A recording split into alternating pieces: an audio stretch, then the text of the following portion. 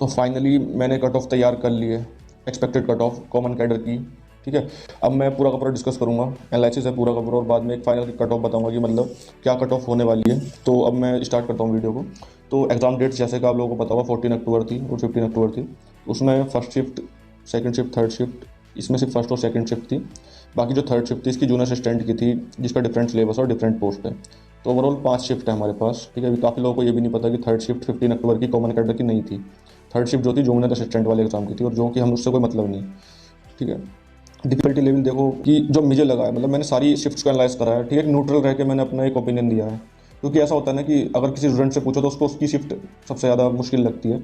तो मैंने ये अपना मतलब न्यूट्रल रह के चीज़ों को मैंने एनालाइज। तो 14 अक्टूबर की थर्ड शिफ्ट मेरे को सबसे हार्ड लगी, टफ मतलब।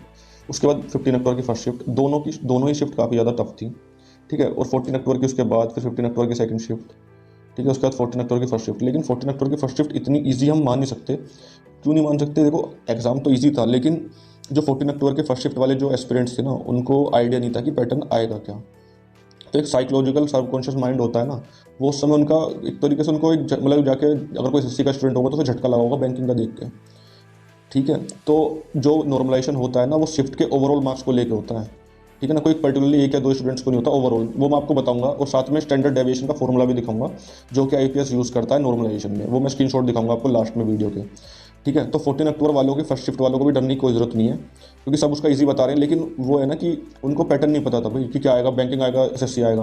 वो तो फिर सेकंड अगले वाले शिफ्ट्स वालों को क्या कहते हैं बेनिफिट हुआ उसका कि भाई बैंकिंग आया, तो बैंकिंग स्टूडेंट्स काफ़ी कॉन्फिडेंस के साथ एग्जाम देने गए। लेकिन इन वाले स्टूडेंट के पास कुछ भी नहीं था, ना तो इन्हें ये पता था कि बैंकिंग आएगा, कितना एसएससी आएगा, कुछ नहीं पता था। तो मैंने काफ़ी सारा एनालिसिस करा है, तो एक आप देखिए इस चीज़ को जो है। तो ये मैंने एनालिसिस करा है। तो ठीक है, लगभग आप मान के चलो कि 30 to 40 डेज में ही आपका रिजल्ट आएगा इसका भी जो है। उसके बाद क्या है, क्योंकि ठीक है, वेट लिस्ट इसमें आने के चांसेस होते हैं, क्योंकि कई बार होता है कि एस्पिरेंट्स कंडीशंस को फुलफिल नहीं कर पाता है। तो सब्सक्राइब कर लेना, ठीक है ना, ताकि आपको आगे तक हेल्प मिले।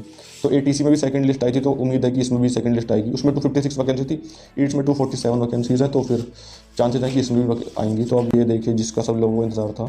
ठीक है, तो मैं स्टार्टिंग से लेकर चलता हूँ। देखो, तो मैंने ये कट ऑफ बनाई क्यों है, इसका मैंने सब चीज़ लिख रखा है कि 10 रीजन है मेरे पास ऐसी। देखो, रीजनिंग, क्वांट और इंग्लिश को मिला के ओवरऑल जो है आप 115 क्वेश्चन बैठ रहे हैं। बाकी 35 क्वेश्चन जनरल अवेयरनेस के मैंने अलग लिख रखे हैं, जो कि जनरल अवेयरनेस गेम चेंजर रही है इस बार। ठीक है, एस्पिरेंट्स जो है अभी श्योर है कि उन्होंने 110 प्लस जो है 95% एक्यूरेसी के साथ कर रखा है। ठीक है, लेकिन ऐसा होता है ना कि कई बार जैसे मतलब हम तो एग्ज़ाम दिया है, हमें नहीं पता कि रिजल्ट कैसा आएगा। हम श्योर होते हैं कि भाई हमारा तो अच्छा गया है, लेकिन जब बाद में पता चलता है गलतियाँ क्या होती है। अगर देखो इसमें आंसर की आती ना, सबकी पोल खुल जाती।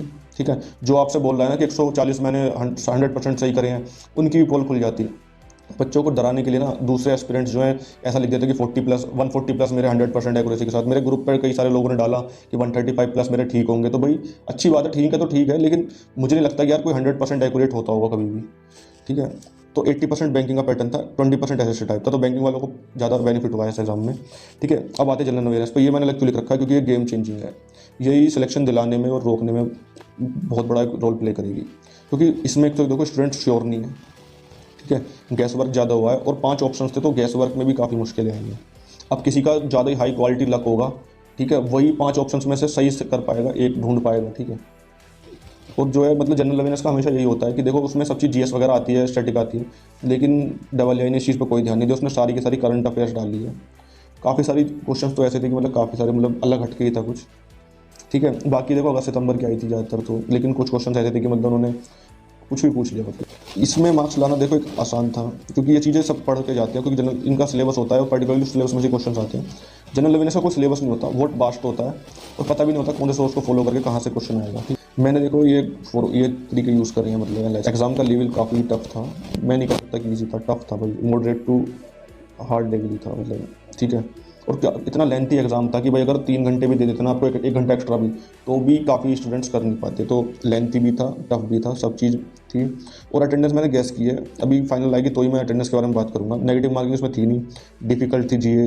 रिव्यूज़ मैंने देखा एस्पिरेंट्स का क्या कहना चाहते हैं, क्योंकि ऐसा होता है ना कोई स्टूडेंट अगर किसी फील्ड में एक्यूरेट है, मतलब कोई फील्ड का मतलब जैसे उसने मास्टर की डिग्री कर रखी है, तो वो सेक्शन उसको ईजी लगेगा। जैसे इंग्लिश का सेक्शन किसी को ईजी लगता है, तो किसी को मैथ का ईजी लगता है। तो देखो मैंने सबका ओवरऑल रिव्यू लिया है और किसी पर्टिकुलरली एक बंदे का नहीं माना।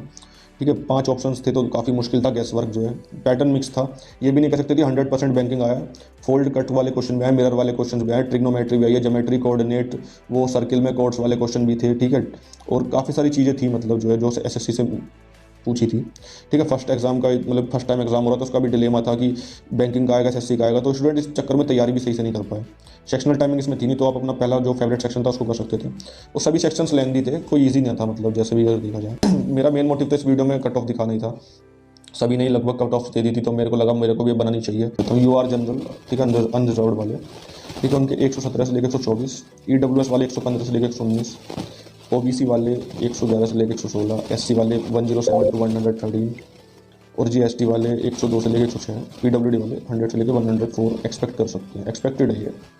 ठीक है, ठीक है। स्टैंडर्ड डेविएशन का फॉर्मूला आप दिखाऊंगा मैं, लास्ट में रखूंगा इसको जो है। तो ये वो स्टैंडर्ड डेविएशन का फॉर्मूला होता है जो मतलब आईपीएस यूज़ करता है अपने मतलब नॉर्मलाइजेशन के लिए। ठीक है ना, तो आप पॉजिटिव रहिए, कोई डरने की जरूरत नहीं है नॉर्मलाइजेशन से। ठीक है, ठीक है। मैं प्रे करूंगा आप सबके लिए कि आप सबका सिलेक्शन हो। ठीक है, जो मेरे चैनल को सब्सक्राइब करके जाएगा ना उसका 100% सिलेक्शन होगा। ठीक है, डबल आई कॉमन कैडर में, तो सब्सक्राइब करके जाना यूट्यूब से।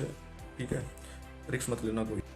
तो मैंने ये कट ऑफ्स वगैरह दे दिए, तो फिर अब देखते हैं कि क्या होता है। बाकी best of luck, thank you so much. ठीक है, यहाँ तक वीडियो देखी अगर आपने तो